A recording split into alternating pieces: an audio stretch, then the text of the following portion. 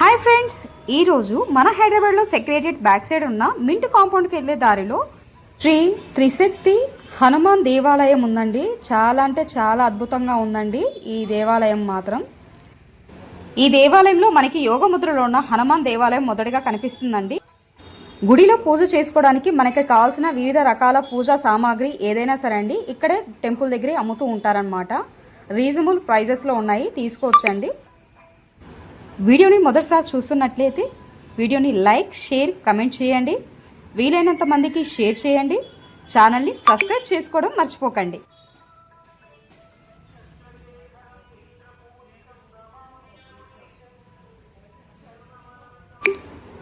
ఇక్కడ గోడ పైన మనకి పంచముఖ హనుమాన విగ్రహాన్ని చాలా బాగా చెక్కారండి.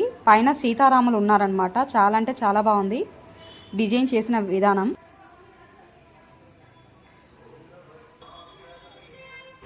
ఈ హనుమంతుని విగ్రహానికి ఎప్పుడు సింధూరం రాసే ఉంచుతారండి.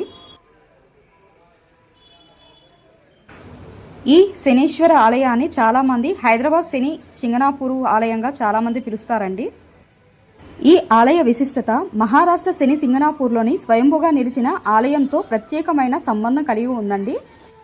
అదేంటంటే శని సింగనాపూర్లోని శని పాదాల వద్ద ప్రవహిస్తున్న మూల నదిలో నుంచి మట్టి తీసుకువచ్చి ఆ ప్రాంతంలో ఉన్న శక్తిని ఇక్కడ కూడా ఉండేలా ఉద్దేశంతో ఇక్కడ విగ్రహ ప్రతిష్టాపన చేశారు.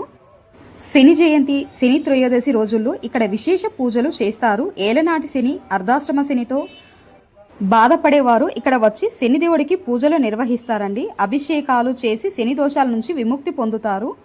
ఈ ఆలయం మరో ప్రత్యేకత ఏమిటంటే ఈ శని ఆలయంతో పాటు ఇక్కడ హనుమంతుడు యోగముద్రలో ఉన్న మరో ఆలయం కూడా ఉంది కదా. పురాణాల ప్రకారం ఆంజనేయ స్వామిని పూజించిన వారికి శని బాధలు ఉండవని చెబుతారు. ఈ దేవాలయంలో ఉన్న మరో దేవాలయం అండి అమ్మవారిది. టెంపుల్ ఎంటర్ అయిన తర్వాత లెఫ్ట్ సైడ్ మనకు అఖండ దీపం ఉంటుందండి. గుళ్ళు ఎంటర్ అయిన తర్వాత రైట్ సైడ్ చూసుకుంటే మనకు అక్కడ నవగ్రహాలు ఉంటాయన్నమాట. నిత్యం అక్కడ భక్తులు వచ్చి పూజ చేసుకుంటూ ఉంటారన్నమాట. ఆ పక్కనే మనకి దక్షిణామూర్తి విగ్రహం ఉందండి. శ్రీ గురు దక్షిణామూర్తి స్వామివారు అనమాట. చూసి తరించండి. ఎన్నో గ్రహ పీతిపాతులు కూడా పోతాయి అంటారు. ఇక్కడ శివలింగం ఉందండి, ఎదురుగా నంది కూడా ఉందన్నమాట. ఇక్కడ వచ్చి భక్తులు అభిషేకం కూడా చేస్తూ ఉంటారు. ఇక్కడ ఉన్న బిల్వ చెట్టు మాత్రం చాలా పెద్దగా ఉందండి.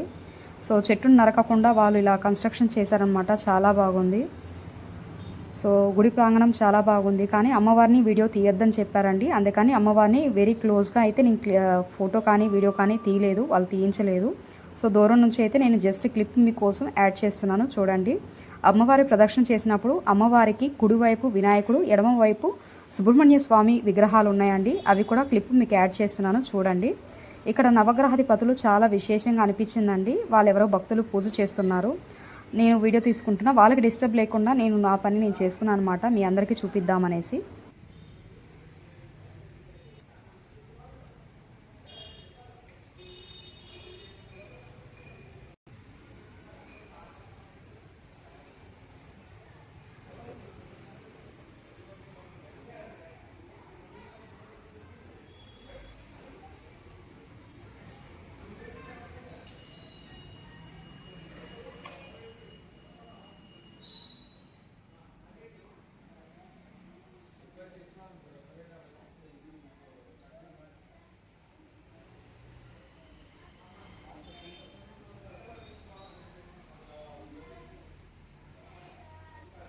చెప్పాను కదండి, అమ్మవారిని ప్రదక్షిణ చేసినప్పుడు అమ్మవారికి కుడివైపు శ్రీ విజయ గణపతి స్వామివారు ఉన్నారు, ఎడమవైపు శ్రీ సుబ్రహ్మణ్య స్వామివారు ఉన్నారనమాట.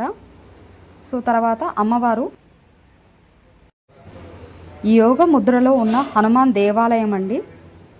ఇక్కడ హనుమానికి చేసే విశేషమైన పూజలు చాలా వరకు జరుగుతాయండి. టెంపుల్ టైమింగ్స్ మార్నింగ్ 6 నుంచి ఆఫ్టర్నూన్ 12 వరకు ఉంటుందండి. ఈవినింగ్ 5 నుంచి 9 వరకు ఉంటుంది.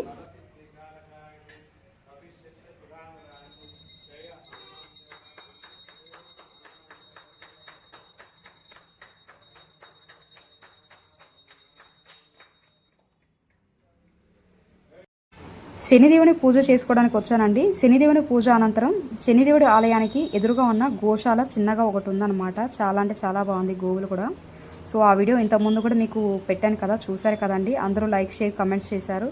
చాలా సంతోషం అనిపించింది నాకు కూడా. ఈ వీడియోను కూడా లైక్, షేర్, కమెంట్స్ చేయండి. వీలైనంత మందికి షేర్ చేయండి. ఛానల్ని సబ్స్క్రైబ్ చేసుకోండి.